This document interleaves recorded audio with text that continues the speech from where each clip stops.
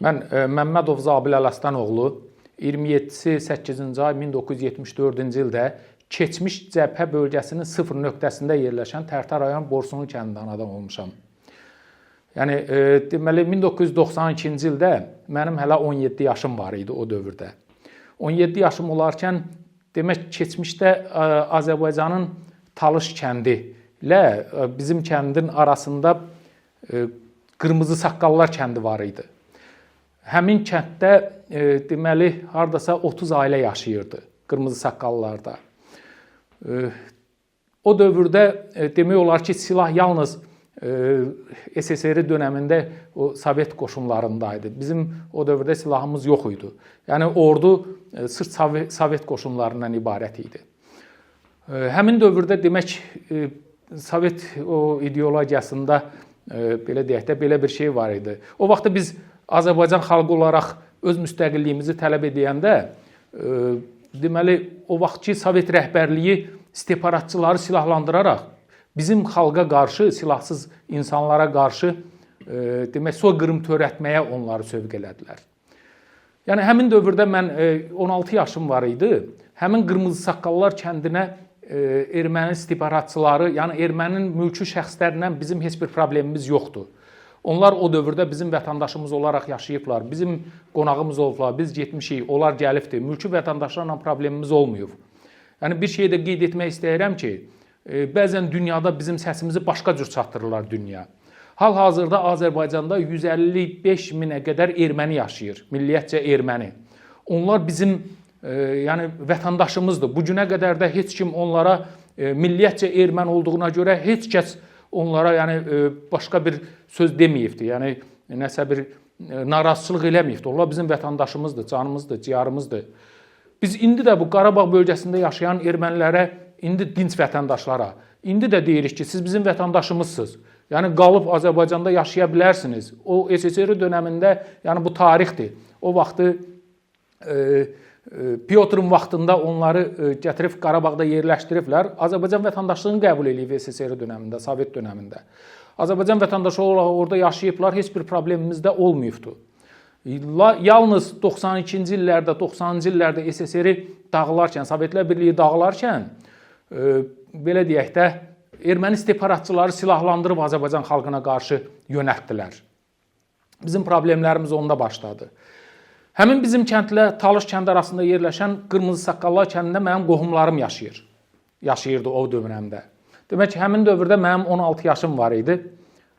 Xəbər gəldi ki, erməni separatçıları ruslardan, rus əskərilərdən, hərbiçilərdən aldığı silahlarla bizim həmin arada yerləşən Qırmızı kəndə hücuma keçiblər. Yəni artilleriya mərmiləri ilə vururdular həmin kəndi, səsləri biz eşidirdik. Mənim orada qohumlarım yaşayırdı. Kənddən bir neçə nəfər biz getdik, orada qohumlarımızı, dinc əhalini, yəni orada olan uşaqları, belə deyək də, qadınları, qocaları çıxartmağa, kömək eləməyə getdik. Getdik, birinci kəndin aşağı hissəsindən girdik, Qırmızı Saqqalların. Mənim uzaq qohumlarım yaşayırdı orada. Uşaqlar var idi, qadınlar var idi. Biz onları o mərmilərin yağışlarının altından çıxartdıq. İncəçay da ilən yer var. İncəçaydan keçirtdik bizim Borsunlu kəndinə tərəf. Sonra təkrar qayıtdıq kəndin yuxarı hissəsində qalanları çıxartmağa. Yəni qayıdarkən biz oradan keçəndən sonra həmin separatçılar, erməni separatçıları həmin ərazini gəlib minalayıblar. Onlar görüblər ki, biz oradan keçib gedib gəlirik, həmin yerə mina bastırmışdılar. Mən deməli, qabaqda mən gedirdim.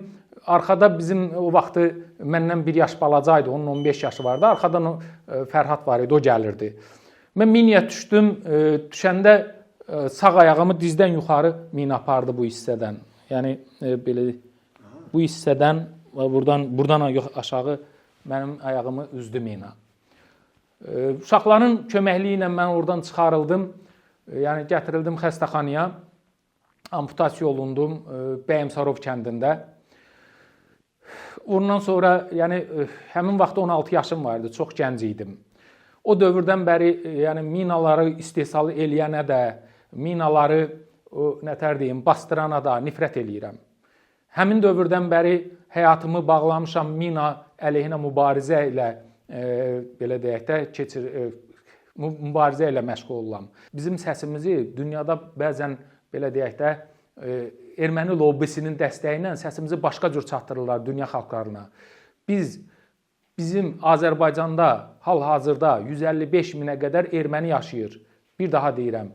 Onlarla bizim heç bir problemimiz yoxdur. Eləcə də Qarabağda yaşamış dinc ermənilərlə onlar bizim SSR dönəmində də vətəndaşımız olublar. İndi də biz onlara deyirik ki, vətəndaşımız olaraq Qarabağda yaşaya bilərsiniz. Onlarla bizim heç bir problemimiz yoxdur. Yəni bizim balaca bir tərtərdə indi 3000-ə qədər milliyyətcə erməni yaşayır.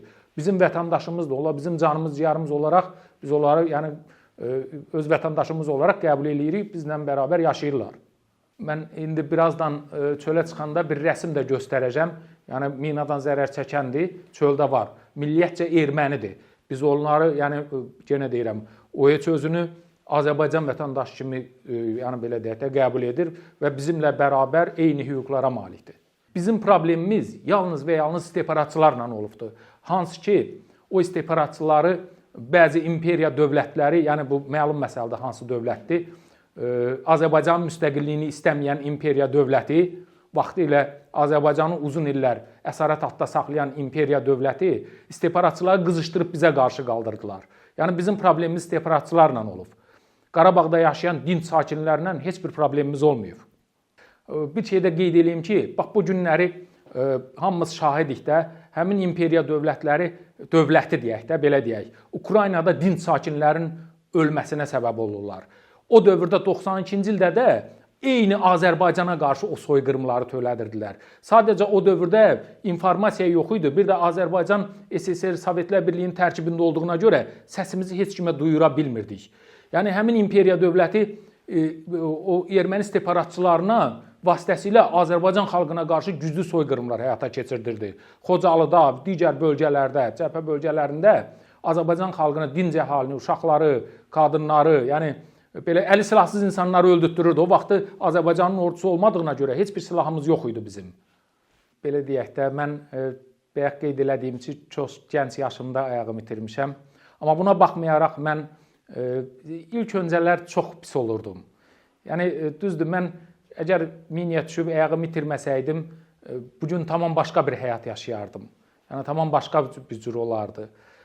Amma biraz keçəndən sonra mən düşündüm ki, bizi yaradan qüvvə, yaradıcı qüvvə bu dünyaya gətiribsə, biz yaşadığımız müddətdə dünyamızın, belə deyək də, yaxşı olması üçün, dünyamızın ekoloji cəhətdən həm, nətər deyim, belə deyək də, müharibəsiz olması üçün əlimizdən gələni eləmək üçün yaşayacağam. Yəni mən bunun üçün yaşayıram hal-hazırda da. Mən bu günlərdə Beynəlxalq Avrasiya Mətbuat Fondunda bunun üçün varam ki, Beynəlxalq Avrasiya Mətbuat Fondu bu günləri minadan zərər çəkənlərin problemi ilə məşğul olur, mina əleyhinə maarifləndirmələrlə, yəni minaların məhv olunması ilə məşğul olur. Mən bunun üçün buradayam. Və bu günləri bir şey də qeyd edeyim ki, bu gün bütün dünyanın gözü qarşısında Ukraynanın torpaqlarına imperialist qüvvə tərəfindən hücumlar olub. Yəni Rusiya tərəfindən də bu açıqdır. Orada hər gün dinc insanlar öldürülür. Buna görə bir insan olaraq həqiqətən mənim ürəyim çox ağrıyır. Yəni bu günləri belə deyək də, əlimizdən gələn bir şey yoxdur ki, onun qarşısını alaq. Amma inşallah, mən əminəm ki, inşallah Ukraynada öz ərazi bütövlüyünü, Azərbaycan kimi öz ərazi bütövlüyünü bərpa eləyəcək, istihbaratçıları öz torpaqlarından çıxardacaq inşallah. Yəni mən buna əminəm. Buna da dünya dövlətləri mən əminəm ki, kömək olacaq Ukraynaya inşallah.